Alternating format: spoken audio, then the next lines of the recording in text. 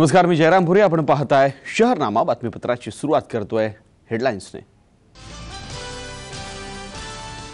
31 मार्च 2013 पर्यंत मिळणार 3 अनुदानित सिलेंडर. गॅस वितरक कंपन्यांनी केलं स्पष्ट. तर पाईप गॅस धारकांनाही मिळणार आता 6 सबसिडी सिलेंडर.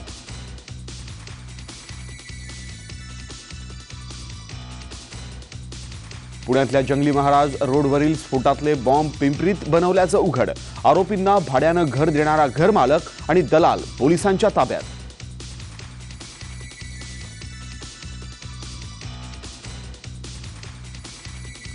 भाडेवाढी विरोधात डोंबिवलीत प्रवाशांचा रिक्षांवर बहिष्कार आजही कायम. केडीएमटीच्या फेऱ्या वाढवण्याची केली मागणी.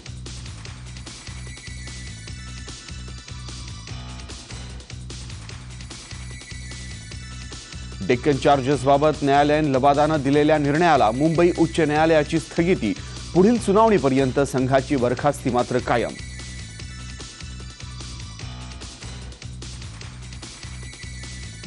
असीम त्रिवेदींना 7 दिवसात बिग बॉस मधून बाहेर काढा. रामदास आठवलेंची मागणी. बिग बॉसच्या घरात घुसण्याचा इशारा.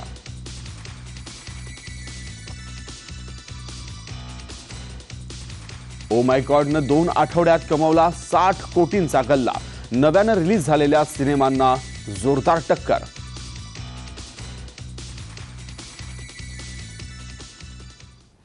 बातमी विस्ताराने. घरगुती पाईपलाईन गॅस ग्राहकांसाठी एक आनंदाची बातमी आहे. पाईपनं गॅस घेणाऱ्या ग्राहकांनाही वर्षाकाठी 6 अनुदानित सिलेंडर मिळणार आहेत. त्याचबरोबर गॅस सिलेंडर ग्राहकांमधले संभ्रम दूर करण्यासाठी पुरवठादार कंपन्यांना विशेष कार्यक्रमही राबवला जाणार आहे. 13 सप्टेंबर 2012 ला केंद्र सरकारने घरगुती सिलेंडर बद्दल काही नवीन नियम लागू केलेत. या नियमांनुसार 14 सप्टेंबर 2012 पासून 31 मार्च 2013 या अर्ध्या वर्षाच्या काळात सर्व एलपीजी ग्राहकांना 3 अनुदानित घरगुती गॅस सिलेंडर मिळू शकणार आहेत. या मर्यादेनंतर जर एलपीजी ग्राहकाला विना अनुदानित सिलेंडर घ्यायचे असतील तर त्याच्या संख्येला मर्यादा असणार नाहीत. त्याचप्रमाणे 1 एप्रिल 2013 पासून एलपीजी ग्राहक पूर्ण वर्षात एकूण 6 सिलेंडर घेऊ शकणार आहेत. आता गॅस सिलेंडर वाटपाची प्रक्रिया SMS वर राबवली जाईल. प्रत्येक ग्राहकाने त्याच्या गॅस एजन्सीकडे आपला सिरियल नंबर नोंदवायचा आहे, जेणेकरून प्रत्येक ग्राहकाचे किती अनुदानित सिलेंडर वापरून झालेत आणि वापरायचे शिल्लक आहे ते समजू शकेल. If they got a book with them, there is a serial number. That number can be registered. So the distributor know that this customer is genuinely taking 1 or 2 or 3 or 4 or 5 or 6 of the subsidized cylinders. So it can be monitored without any difficulty. याचबरोबर pipeline gas ग्राहकांसाठी एक खुशखबर आहे. पूर्वी pipeline gas ग्राहकांना घरगुती gas cylinder घेण्याची मुभा नव्हती, पण आता हे ग्राहक देखील इतर एलपीजी ग्राहकांप्रमाणेच वर्षाकाठी 6 अनुदानित घरगुती गॅस सिलेंडर घेऊ शकणार आहेत. Ministry now has approved to every family, every household in a society, those who are enjoying the reticulated system, they also will be eligible to get 6-cylinder subsidy. 6 subsidized cylinders like any other domestic household. Gas cylinder पुरवठादार कंपन्यांकडून know your customer म्हणजेच KYC हा उपक्रम राबवला जाईल. या अंतर्गत नोंदणीसाठी प्रत्येक एलपीजी ग्राहकाला स्वतःचा पत्ता आणि ओळखीचा पुरावा सादर करावा लागेल. गंताली बुकरे, साम मराठी, मुंबई.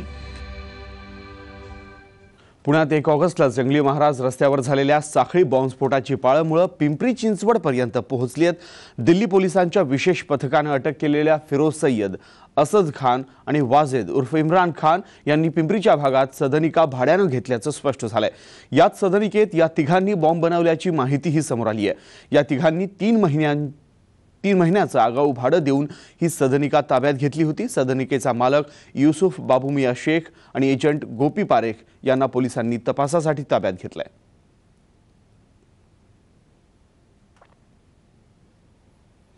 औरंगाबादेत मुख्यमंत्र्यांनी पाणी टंचाईची आढावा बैठक घेतली, पण यावेळीही मराठवाड्याच्या तोंडाला पाणच पुसण्यात आली आहेत.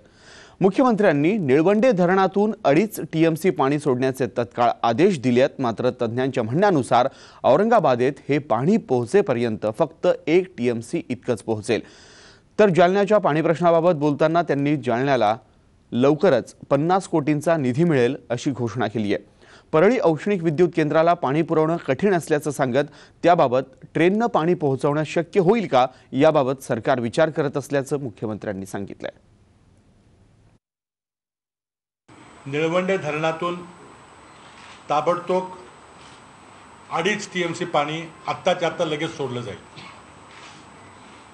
इतर धरणातून पाणी सोडल्याबद्दल आढावा बैठक ही मुंबईला गेल्याबरोबर लगेच आढावा बैठकी घेतल्या जातील.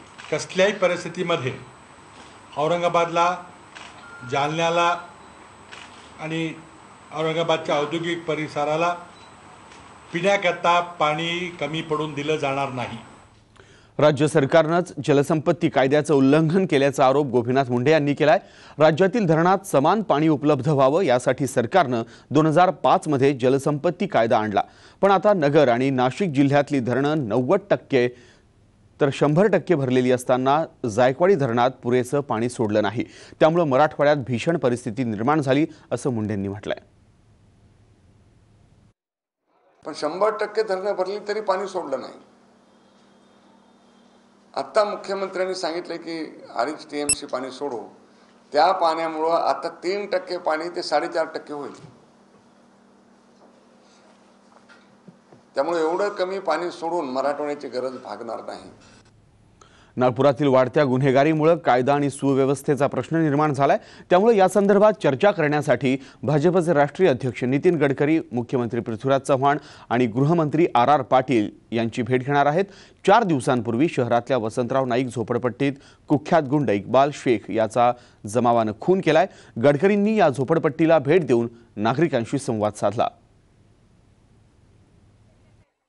महिलाएं बता रही है कि हमने बार बार पुलिस स्टेशन में तकरार करने की कोशिश की, उनकी तकरारें नहीं ली गई.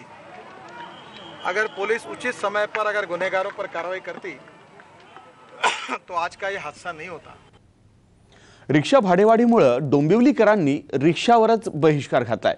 या संदर्भातले फलक प्रवासी संघटनांनी चौकाचौकात लावले आहेत. KDMTनं बसच्या फेऱ्या वाढवल्या तर रिक्षा चालकांच्या मुजोरीला लगाम बसेल असं प्रवासी संघटनांचं म्हणणं आहे. पण KDMC याचा गांभीर्याने विचार करत नाही असा आरोप प्रवाशांनी केलाय. जिथे 10 रुपये रेट होता शेअर रिक्षाचा तिथे 17 रुपये झाला आहे. ही एक तऱ्हेची रिक्षावाल्यांची लुटमार आहे. त्या लुटमारीला आम्ही कंटाळून सर्व लोकांना असं आवाहन केलंय की तुम्ही रिक्षावर बहिष्कार टाका. सूचना फलक आम्ही वेगवेगळ्या ठिकाणी लावलेले आहेत. डोंबिवलीत सर्व ठिकाणी आम्ही सूचना फलक लावलेले आहेत की कमीत कमी रिक्षाचा वापर करावा, सार्वजनिक बस सेवेचा वापर करावा किंवा स्वतःच्या वाहन वापरावा, असं आम्ही सूचना वापरलेल्या आहेत. जोपर्यंत रिक्षेचे भाव कमी होत नाही तोपर्यंत MIDCतल्या लोकांनी संपूर्णपणे रिक्षेवर बहिष्कार टाकावा आणि त्याच्याकरता KDMCनी जास्तीत जास्त बस सेवा करून सिनियर सिटीझन आणि जिथे MIDCतले लोक रेसिडेन्शियल राहतात त्यांच्याकरता काही जास्त बसेस सोडाव्या.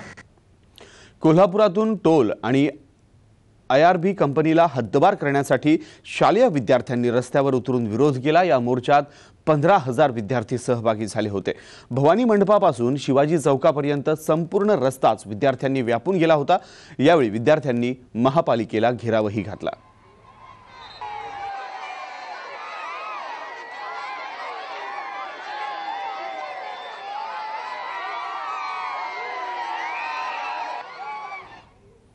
एक अल्पश विश्रांती घेतो. विश्रांतीनंतर इतर काही घडामोडी आहेत. पाहत रहा शहरनामा.